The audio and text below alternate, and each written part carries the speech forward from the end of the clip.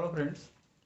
तो आइए आज हम व्यापार एवं पेशे से आय शीर्षक से एक नया प्रश्न लेकर आए हैं फ्रेंड। तो जब कभी भी हम व्यापार एवं पेशे से आय से कर योग्य आय की गणना करते हैं फ्रेंड, तो उसमें एक ट्रिक हमको अपनाना होता है कि दिए गए लाभ हानि खाते में जिन आयों को, जिन लाभों को समायोजित किया गया है और अगर वो बिजनेस के अकॉर्डिंग नहीं है, व्यवसाय से संबंधित नहीं है, तो हम उनको घटा देते हैं फ्रेंड। और वो व्यय जिनको कि शामिल किया गया है और वो व्यापार से संबंधित नहीं है, उनको जोड़ दिया जाता है। और जो भी समायोजन में कहा गया है, उन बातों को हमको जो धारा में बताया गया है उसके अकॉर्डिंग यहाँ उसको सबमिट किया जाता है। तो आइए फ्रेंड, आज का ये प्रश्न है, इसको हम थोड़ा डीपली समझें कि ये क्या है। तो देखिए, आज का प्रश्न है कि 31 मार्च 2020 को समाप्त होने वाले वर्ष के लिए मिस्टर एक्स का लाभ हानि खाता निम्न है। उस वर्ष की उनकी व्यापार से कर योग्य आय की गणना कीजिए।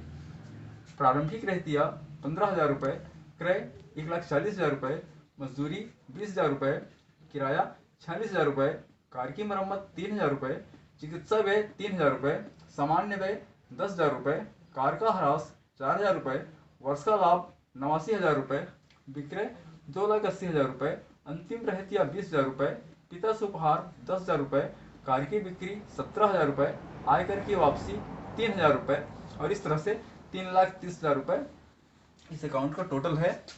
अब आगे कहा है फ्रेंड, निम्न अतिरिक्त सूचनाएं दी गई हैं।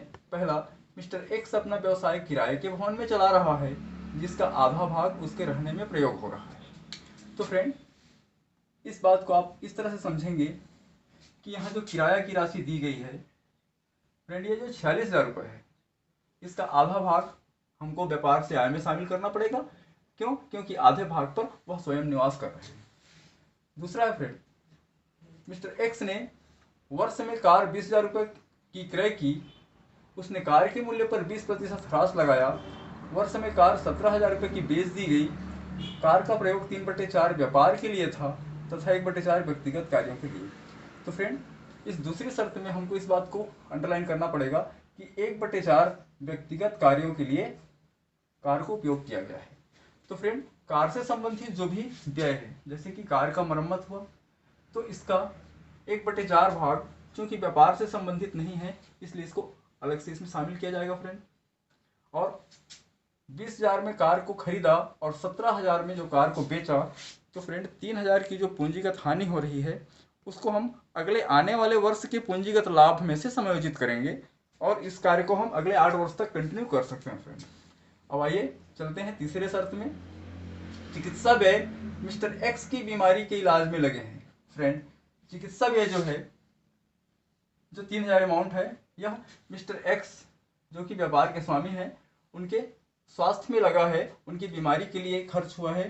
तो फ्रेंड, यह व्यापार से संबंधित नहीं है, इसलिए इसको भी अलग से रख दिया जाएगा फ्रेंड। इसके बाद चौथा है कि मजदूरी में 250 रुपये प्रति माह मिस्टर एक्स के ड्राइवर का 10 माह का वेतन शामिल है। तो फ्रेंड, यहाँ जो मजदूरी की राशि 20,000 रुपये दी गई है, इस मजदूरी में कहा है कि 250 रुपये प्रति माह के हिसाब से 10 माह का वेतन उस ड्राइवर का शामिल है जो उस कार को ड्राइव करता है। तो फ्रेंड, चूंकि कार का उपयोग 1/4 व्यक्तिगत कार्यों के लिए है, तो इस वेतन का 1/4 भाग जो ड्राइवर को दिया जा रहा है उसको भी हम यहाँ शामिल करेंगे फ्रेंड। तो आइए अब इस प्रश्न में हम इस चीज़ को भी देखें कि जो भी आय यहाँ हुआ है वर्ष के दरमियान, तो पिता से जो उपहार है फ्रेंड, यह व्यापार से संबंधित नहीं है। कार की जो बिक्री है यह भी व्यापार से संबंधित नहीं है। आय कर की वापसी जो है यह भी व्यापार से संबंधित नहीं है। तो फ्रेंड, ऐसे आय जो कि व्यापार से संबंधित नहीं है, उन आयों को हम यहाँ घटा देंगे फ्रेंड, और जो भी व्यय हैं उन व्ययों को संबंधित शर्तों के अनुरूप एक साथ जोड़कर फिर इस प्रश्न को हम आगे आइए हल की ओर चलते हैं फ्रेंड। सॉल्व व्यापार से कर योग्य आय की गणना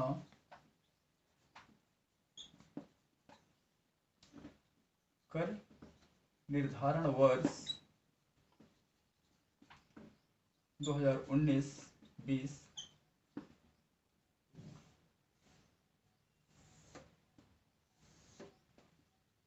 यहाँ फ्रेंड सबसे फर्स्ट लाभ हानि खाते में दिया हुआ जो वर्ष का लाभ है इसको हम यहाँ मेन कॉलम पे सबसे पहले दिखाएंगे। तो हम यहाँ लिखेंगे वर्ष का लाभ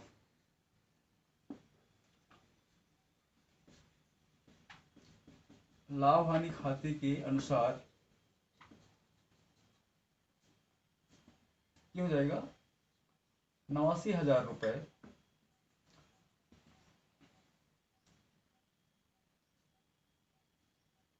दूसरे पॉइंट पे हम यहाँ आएंगे फ्रेंड और यहाँ सबसे पहले हमको लिखना होगा अस्वीकृत व्यय। अस्वीकृत व्यय, यहाँ उन अस्वीकृत व्यय को हम शामिल करेंगे जो कि व्यापार से संबंधित नहीं है। तो आइए फ्रेंड सबसे पहले हम यहाँ देखें।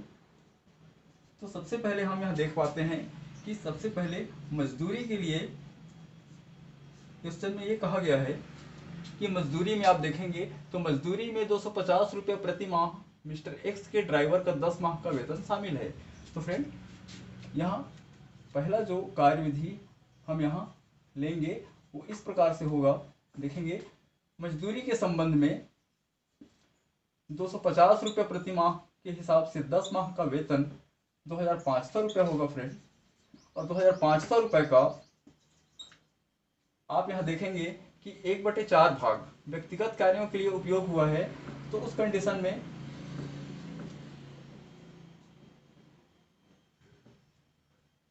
₹625 ये आपका निजी प्रयोग के लिए शामिल होगा फ्रेंड। तो मजदूरी में हम 625 रुपये इस प्रकार से इसको अस्वीकृत व्यय को हम यहाँ लेंगे फ्रेंड। इसके बाद दूसरी शर्त के अनुरूप हम यहाँ आते हैं। तो देखते हैं फ्रेंड कि यहाँ किराया के लिए क्या कहा गया है। तो किराया पर आप देखेंगे तो पहले आते हैं कि मिस्टर एक्स अपना व्यवसाय किराए के भवन में चला रहे हैं जिसका आधा भाग उनके रहने में प्रयोग हो रहा है फ्रेंड। तो यहाँ किराए की राशि 46,000 रुपये है। तो 46,000 का जो आधा है फ्रेंड, 46,000 जो होगा उसका आधा यानी कि 23,000 रुपये हम यहाँ व्यवसाय से संबंधित नहीं है, इसलिए 23,000 रुपये को हम यहाँ अस्वीकृत व्यय के रूप में शामिल करेंगे फ्रेंड। तीसरा आप यहाँ देखेंगे कि मरम्मत के संबंध में क्या बात कहा गया है। तो यहाँ मरम्मत हम देख पाएंगे फ्रेंड कि कार की मरम्मत 3,000 रुपये है। तो मरम्मत के संबंध में चूंकि कार का उपयोग 1/4 भाग के लिए निजी हुआ है, इसलिए 3,000 रुपये का 1/4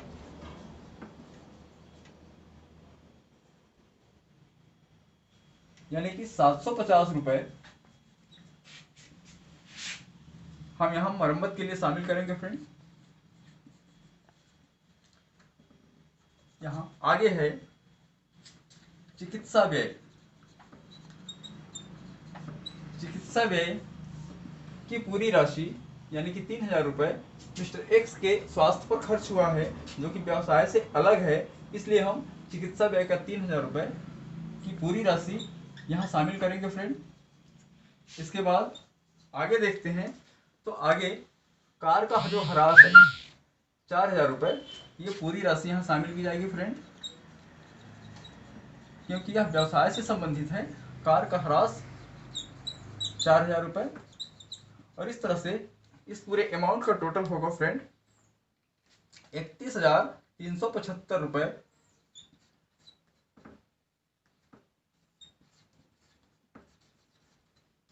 31,375 रुपये फ्रेंड, ये पूरी राशियों को यहाँ चूंकि व्यय है इसलिए यहाँ पूरी राशियों को यहाँ जोड़ना होगा।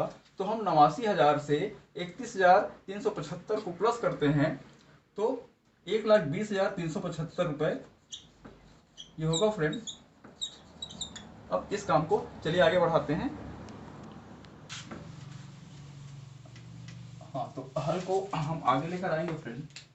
तो यहाँ देखेंगे इसी को हम आगे बढ़ा रहे हैं इस तरह से।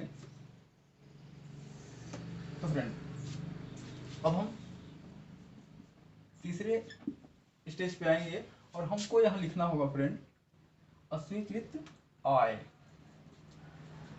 अस्वीकृत आय, ये वो आय हैं जिन पर कि कर नहीं लगेगा। तो फ्रेंड इसमें फर्स्ट है जैसे कि आयकर की वापसी।